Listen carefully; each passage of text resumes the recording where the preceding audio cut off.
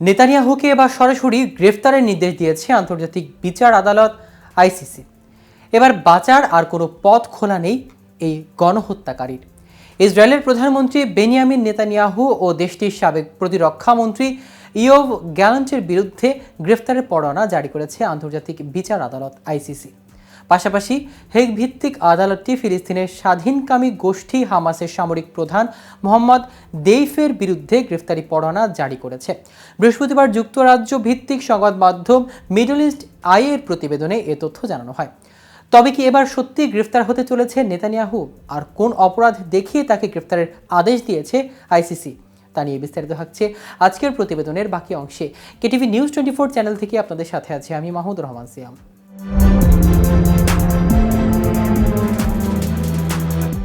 এই গ্রেফতারি পরোয়ানা জারির কারণে নেতানিয়াহু এবং গ্যালান্ট বিদেশে ভ্রমণ করলে গ্রেফতারের ঝুঁকি থাকবে।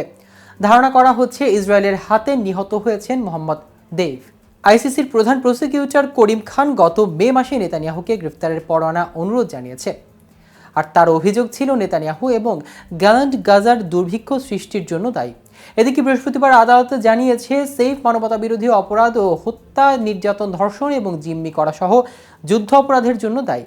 মার্কিন যুক্তরাষ্ট্র ইউক্রেনে সংঘটিত নৃশংসতার জন্য ভ্লাদিমির পুতিন এবং অন্যান্য রাশিয়ান কর্মকর্তাদের বিরুদ্ধে আইসিসির গ্রেফতারি পরোয়ানাকেও স্বাগত জানালেন নেতানিয়াহু এবং গ্যালান্টের বিরুদ্ধে পরোয়ানার জারি নিন্দা জানিয়েছেন। প্রসঙ্গত বিশ্বের 124টি দেশে আইসিসি সদস্য রয়েছে।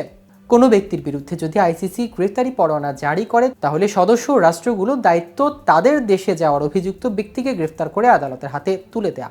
তবে তারা আদালতের এই রায় কার্যকর করবে নাকি করবে না সেটি নিজস্ব ব্যাপার। অবশ্য নেদারল্যান্ডস ইতিমধ্যে জানিয়েছে যুদ্ধাপরাধের অভিযোগে অভিযুক্ত নেতানিয়াহু এবং তার সঙ্গী গ্যালান্ট যদি তাদের দেশে আসে তাহলে তাদের গ্রেফতার করা হবে। ডাচ বার্তা সংস্থা এএনপির দেশটির পররাষ্ট্রমন্ত্রী কাম্পার ভেল্টকাম্প জানিয়েছে যদি প্রয়োজন হয় তাহলে ইসরায়েলি প্রধানমন্ত্রী বেঞ্জামিন নেতানিয়াহুর বিরুদ্ধে ব্যবস্থা নেওয়া হবে। গ্রেফতারি পরোয়ানা জারি করার ব্যক্তিদের গ্রেফতারের নিজস্ব কোনো সক্ষমতা আইসিসির নেই, ফলে এই আদালত সদস্য দেশগুলোর উপর নির্ভরশীল। ফিলিস্তিনের গাজায় মানবতা বিরোধী ও যুদ্ধ অপরাধ করার অভিযোগে এই দুজনের বিরুদ্ধে গ্রেফতারি পরোয়ানা জারি করা হয়েছে বলে জানিয়েছে আইসিসি। বিবৃতিতে তারা বলেছে 2023 সালে 8 অক্টোবর থেকে 2024 সালের 10 মে পর্যন্ত মানবতা বিরোধী ও যুদ্ধ অপরাধ করায় বেঞ্জামিন নেতানিয়াহু এবং ইয়োহাভ গ্যালান্টের বিরুদ্ধে গ্রেফতারি পরোয়ানা জারি করা হলো। বিবৃতিতে আরও বলা হয়েছে নেতানিয়াহু এবং গ্যালান্ট ইচ্ছাকৃতভাবে ও জেনে শুনে গাজার সামরিক মানুষকে বেঁচে থাকার প্রয়োজনীয় জিনিসপত্র যেমন খাবার, পানি, ওষুধ, চিকিৎসা সেবা, বিদ্যুৎ ও জ্বালানি থেকে বঞ্চিত করেছে এমন অভিযোগের বিশ্বাসের যথেষ্ট কারণ রয়েছে।